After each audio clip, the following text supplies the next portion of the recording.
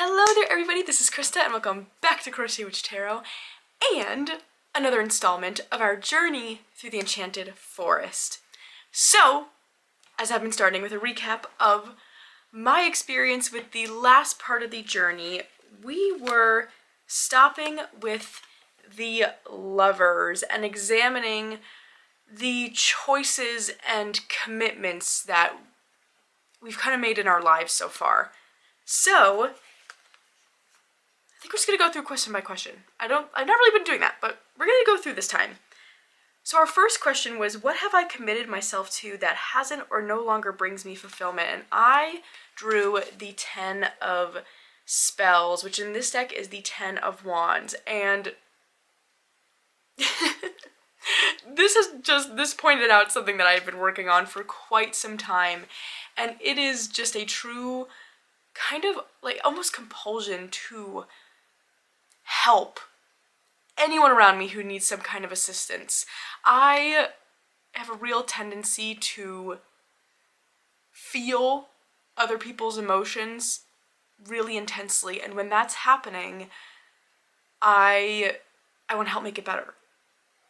But just like in this image, you can see these women are coming back from, in the guidebook it talks about coming back from a dance. It's like a fairy ball where they can't help but just keep dancing and dancing and dancing all night, even though they don't really want to. It's like they're under this spell, which is how I feel a lot of the time when it comes to that.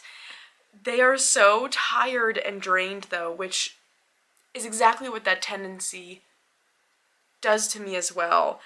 So it's almost like this unspoken commitment to helping other people no matter what, no matter kind of the cost to myself. So then we have, how do I engage with the things that bring me joy? And I got the 5 of challenges, which is the 5 of swords in this deck, which I thought was very interesting. And to me, it kind of brought up some stuff around it really being a battle when it comes to kind of allowing myself time to do something just because it brings me joy with no real end goal. I have a very hard time doing that, and almost kind of like in the classic 5 of swords image, you can have the person sneaking away with, no, not sneaking away, they've defeated kind of 2 people for their swords and are like walking away with all these swords. And whenever I am attempting to do something that brings me joy, just because it brings me joy, I always get this feeling of like doing something wrong in that way. So that's what that kind of brought up for me. Next we have what's blocking me from fully committing to myself and my needs, and I got the 5 of Boons. This was quite the reading for me, and all that comes down to is a feeling of lack and worrying about lack as well. Simple as that. And last, I have how can I better prioritize myself, and I got the Keeper of Boons again. This card comes up time and time again.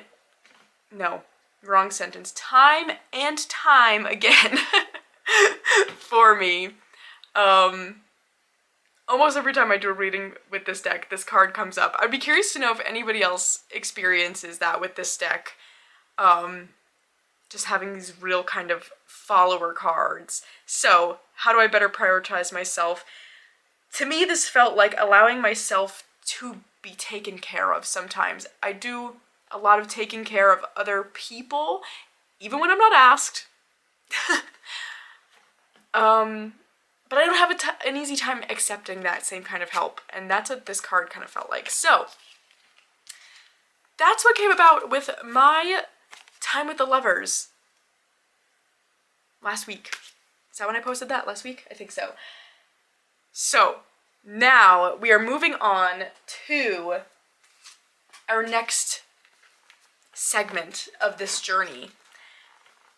And this is all about a time for action.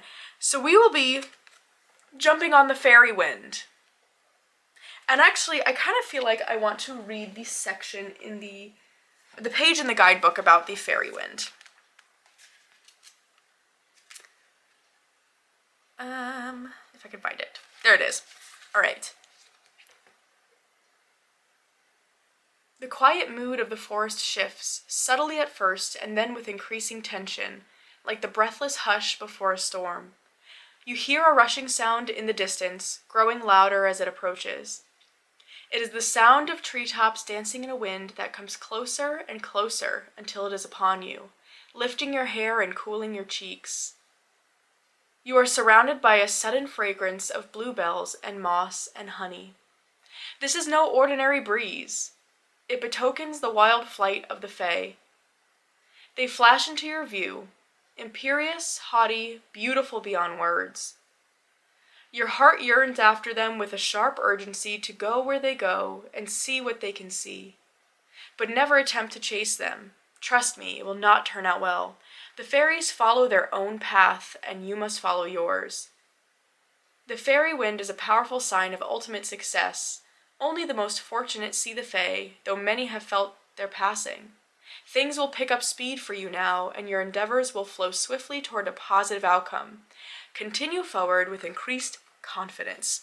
So, the theme of this day is that we will be jumping on this fairy wind, and it will be taking us through the next few cards and bringing us to those figures.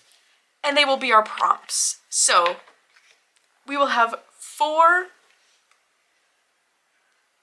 spread prompts, I could think of the word, for today. And again, it will take us through the next 4 cards. So we are starting out with our strength card, and the prompt for strength is, what have I overcome that I should be proud of?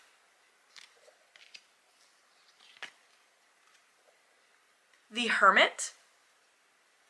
How can I allow for heightened curiosity about who I am and what I want? The Enchanter's Wheel. How does a feeling of connection ground me to be better prepared for change?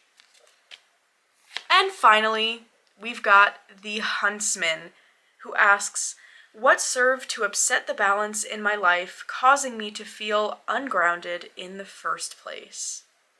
So, those are our prompts for today. Again, we are jumping on the fairy wind with this kind of more actionable energy, which I'm really excited about. I hope you are all too. I've been loving seeing all of your responses. It's been so cool to see a couple of you joining in on this. And yeah, I hope you're enjoying. But other than that, I hope you have a fabulous rest of the day.